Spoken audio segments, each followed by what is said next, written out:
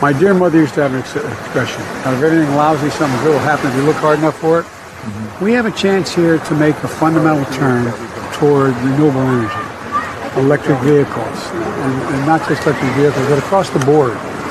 And that's something we should be. My team is going to be sitting down with the CEOs of the major oil companies this week and try to get an explanation how they justify making $35 billion in the first quarter. Are you planning to sit down with oil and gas CEOs, Mr. No. President? Why is that, sir? Because my team's going to do that. So as President Joe Biden vacations at the beach, he's asked by reporters, what about the surging prices and gas with the inflation? Do you have a plan in place that could help the American people? And instead of doing a Bill Clinton and at least lying and saying, I feel your pain, instead, he's going to lecture us, and he's going to give us another life lesson from dear old mom. Because, you know, he loves to talk about how whenever we're going through any type of economic downturn, that this was something his mom and dad would discuss at the kitchen table. You know, a lot like when his dad dropped him off one day, and in the 1950s, they saw two men making out, and his dad said, that's okay, because they're in love. No conversation like that ever took place anywhere in the 1950s between a father and son. That I promise you. Joe Biden, first and foremost, is an absolute liar. He is a liar. He exaggerates. He is a plagiarist. When he ran for president back in the 1980s, he had to drop out in disgrace because of his blatant plagiarism and his lying. He graduated at the top of his class, when in actuality, he graduated at the bottom of his class. He claimed life experiences in his speeches that were actually life experiences of someone running for something in jolly old England. I mean, he is nothing but an absolute liar.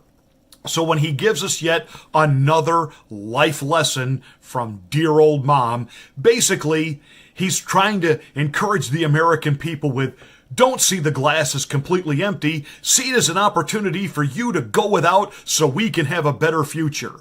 Now he's actually saying here, with a straight face, that, hey, gas prices being outrageously out of control and people not being able to afford it, that's okay because renewable new energy's coming, like electric cars. So let me get this straight. People who can't afford the over $5 a gallon now, and by all estimates, it's going to get to $6 a gallon before the summer is over. And in places like California, it's over $9 a gallon. By the way, let me just pause right here to say, wasn't too long ago right here on this channel from yours truly, I said, the Republican governor who comes up with a way to repeal taxes on gasoline in his or her state would stand a real shot of endearing themselves to the American people. And about 2 days after I said that, Governor Ron DeSantis of Florida announced there would be no taxes on gas in Florida. Now, what is that doing to the overall price of gas in Florida right now? Well, of course, it all depends. Are you in South Florida, Miami, where the cost of living is high? And the reason the cost of living is getting so high in Florida, everybody is escaping blue states to go to the place where American freedom still exists, Florida. And of course, again, we have a supply and demand issue. We have a whole lot of people demanding a place to live in Florida. The supply isn't quite there, so obviously the housing market, the rental markets, everything is up. Why? Because of supply and demand. Once supply and demand equal each other, that's when you see the prices begin to steady. And once there's more supply than demand, that's when the prices come down. That's how it works in everything. We call that basic economics, boys and girls. So when all you Hollywood weirdos start tweeting out things like you did over the weekend, that all of you capitalists complaining about gasoline, shut the F up. It's capitalism that made gasoline rise through the roof. No, dillweed moron. has been ex-actor from Breaking Bad. The reason the gas prices have gone up is we have a president who has been hostile to the oil industry, hostile to drilling, hostile to oil exploration. We haven't built a new refinery in this country since 1970, so there is no way to quote-unquote increase the supply until he rolls back his own executive orders and allows the pipelines to be turned back on and oil drilling to resume and to expand the oil drilling, because under Donald Trump on January 6th, we were actually paying about $1.90 on average for a gallon of gasoline. We had achieved energy independence. We didn't have to go with hat in hand begging to countries like Venezuela and Saudi Arabia and other places, begging them for oil. A lot like right now we're begging Russia quietly and behind Ukraine's back to send us grain, to send us wheat, to send us fertilizer. Another one of those little things that the lying legacy corporate corrupt mainstream media, PMSNBC, and faux pas news, formerly known as Fox News, are just not telling you, because they're still cheerleading the slaughter of Ukraine. And somehow, it's our patriotic duty to support that. Even though we portray out in public the evil Vlad Putin, but behind closed doors and backdoor channels, we are quietly and persistently pleading, which means begging, the Kremlin, please send us grain and flour so that we can, feed our own country. Oh, and by the way, we desperately have to have fertilizer so that we can have food for the planting season next year. So, more spin, more propaganda, more bullhawk and hogwash. And again, we have a supply-demand issue because this president, who is hostile to fossil fuel, and he said so when he was running in 2019, that he was going to, quote, end the fossil fuel industry, that their days were numbered. That is exactly what he did when he was signing executive order after executive order. It's even caught on camera, him looking at his own staff saying, what did I just sign? He has absolutely destroyed the oil industry when it comes to actual exploration and production. And now he's going to get tough. He's going to send his team in there and find out how they're able to do what they do.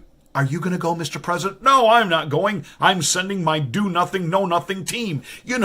A bunch of people, appointees who got there because either they, brown-nosed their way to the bottom, or, somehow they gave a lot of money to his campaign, or somehow he owes them something or they owe him something, because this is what Democrats do. They constantly give people who are absolutely, completely unqualified, they give them jobs within their administrations, i.e. Transportation Secretary Pete Buttigieg, as we watch literally the airline industry take advantage of things that are going on right now, price gouging and canceling flights, not because of weather or etc. They have purposely overbooked, knowing full well they don't have the flights or the personnel to actually carry out those flights. And they're hoping that they can talk you into a voucher for a flight at a later time or refund you a little bit of the difference. In other words, it's a grift. By the way, there is no pilot shortage. There's actually a surplus of pilots waiting to be hired, waiting for jobs.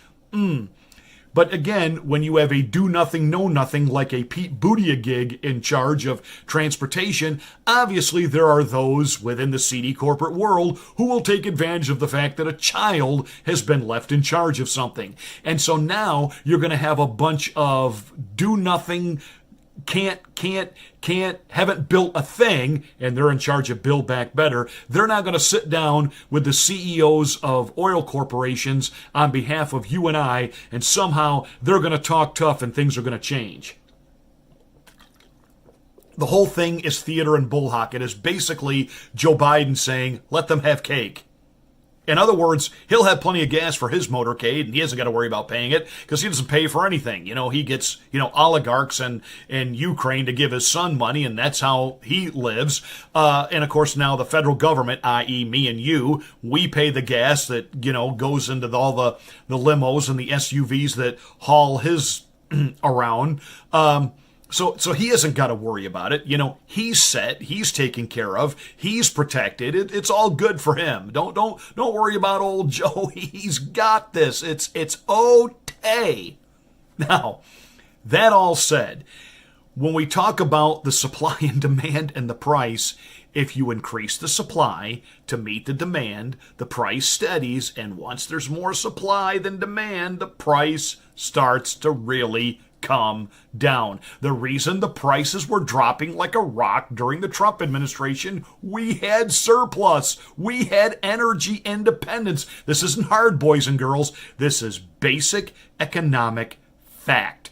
And the fact that this guy thinks that people who can't afford $6 for a gallon of gas but are going to be able to afford a $50,000 electric car, and people who have bought electric cars, when they finally have to replace, like the battery that's in them, it's $10,000 to $15,000 for a battery, boys and girls. You don't just run down to Ace Auto Parts and pick one up for $100 and take it home and do it yourself. No, nay. Now imagine you're on the hook with a $50,000 car note, and then a couple years in, the battery just says, I'm done. And now what? You got to borrow another 10 or 15 grand to replace. Do you understand?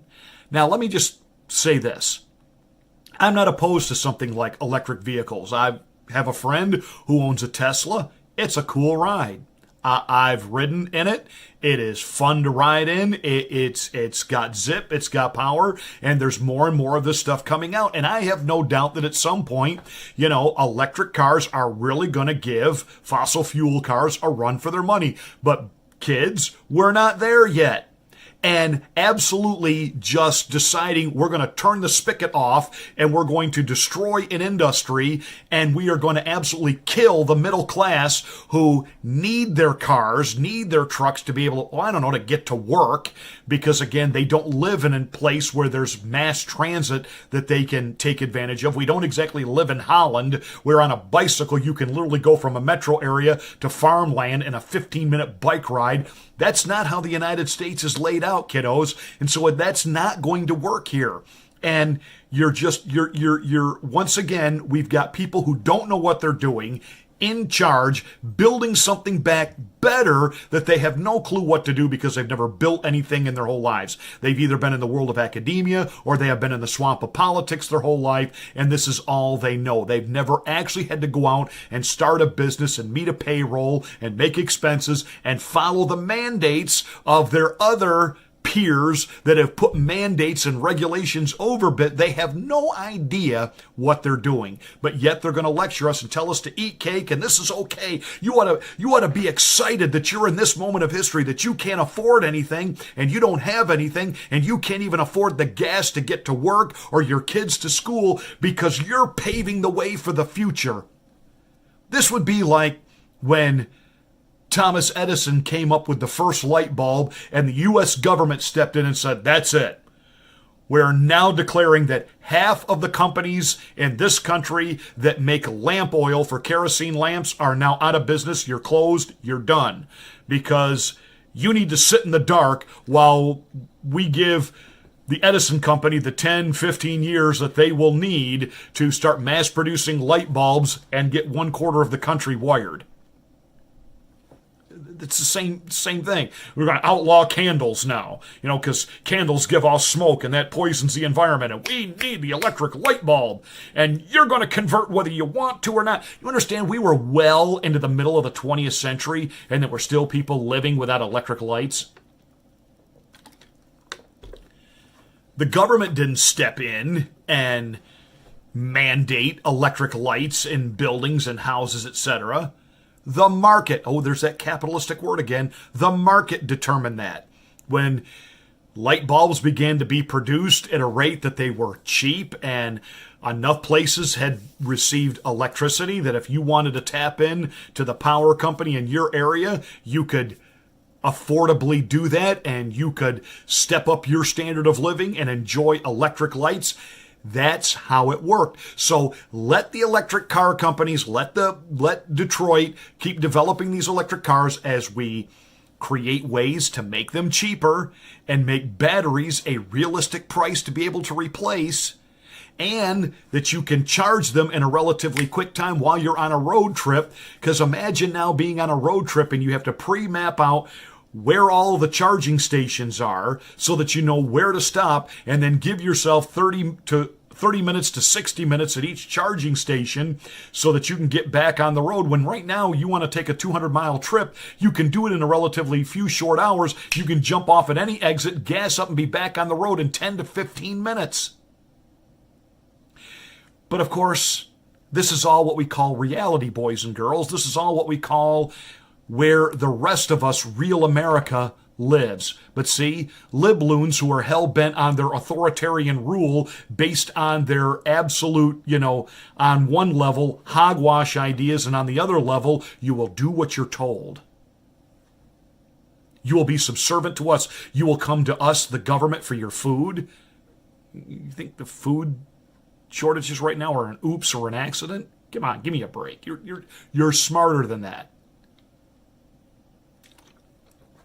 So there he stands on the beach, declaring, hey, as my dear old mom would say, suffer, because this is a way for prosperity to happen. Did you ever hear a guy so absolutely